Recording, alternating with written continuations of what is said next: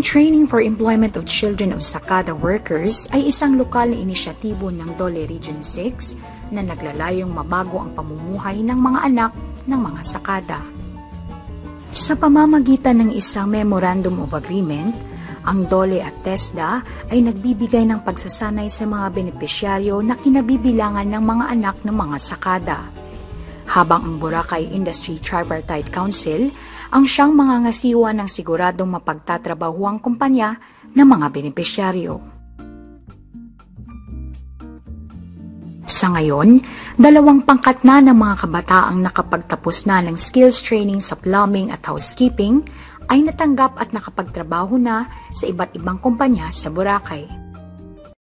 Ayon sa mga benepisyaryo, malaki ang naitulong ng training sapagkat napadali ang kanilang paghahanap ng trabaho. Dati kasi mahirap kami. Ngayon, yung gusto kong bilhin, mabibili ko na. Yung makatulong na ako sa mga pamilya ko.